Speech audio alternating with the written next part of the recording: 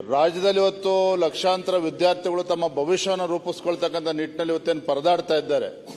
ಇವತ್ತು ಪಕ್ಷಾತೀತವಾಗಿ ವಿಚಾರವನ್ನು ಎಲ್ಲರೂ ಕೂಡ ಇದ್ರ ಪರವಾಗಿದ್ದಾರೆ. ಏನು ಲೋಪದೋಷಗಳು ಆಗಿದೆ, ಅದು ಆಗಿರ್ತಕ್ಕಂಥ ಕಾರಣಗಳೇನು, ಎಲ್ಲ ಒಂದು ಕಡೆ ಅಕೌಂಟಬಿಲಿಟಿ ಇರಲೇಬೇಕಾಗ್ತದೆ.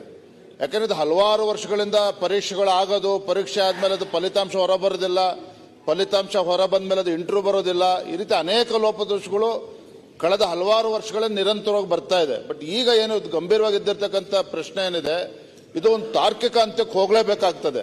ಆ ನಿಟ್ಟಿನಲ್ಲಿ ಮಾನ್ಯ ಮುಖ್ಯಮಂತ್ರಿಗಳು ಕೂಡ ಒಳ್ಳೆ ರೀತಿ ಉತ್ತರವನ್ನು ಕೊಟ್ಟಿದ್ದಾರೆ. ವಿರೋಧ ಪಕ್ಷ ನಾಯಕ ಎಲ್ಲರೂ ಕೂಡ ಮಾತನಾಡಿದ್ದಾರೆ.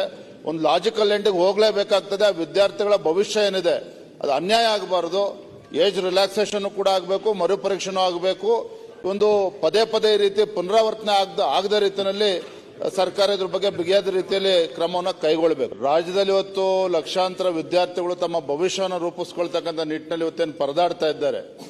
ಇವತ್ತು ಪಕ್ಷಾತೀತವಾಗಿ ವಿಚಾರವನ್ನು ಎಲ್ಲರೂ ಕೂಡ ಇದ್ರ ಪರವಾಗಿದ್ದಾರೆ. ಏನು ಲೋಪದೋಷಗಳು ಆಗಿದೆ, ಅದು ಆಗಿರ್ತಕ್ಕಂಥ ಕಾರಣಗಳೇನು, ಎಲ್ಲ ಒಂದು ಕಡೆ ಅಕೌಂಟಬಿಲಿಟಿ ಇರಲೇಬೇಕಾಗ್ತದೆ.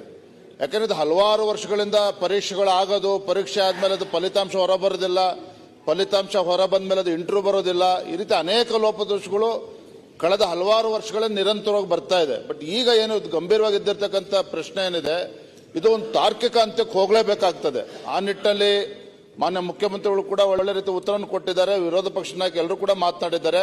ಒಂದು ಲಾಜಿಕಲ್ ಎಂಡಿಗೆ ಹೋಗಲೇಬೇಕಾಗ್ತದೆ. ಆ ವಿದ್ಯಾರ್ಥಿಗಳ ಭವಿಷ್ಯ ಏನಿದೆ ಅದು ಅನ್ಯಾಯ ಆಗಬಾರದು. ಏಜ್ ರಿಲ್ಯಾಕ್ಸೇಷನ್ ಕೂಡ ಆಗಬೇಕು, ಮರುಪರೀಕ್ಷೆನೂ ಆಗಬೇಕು.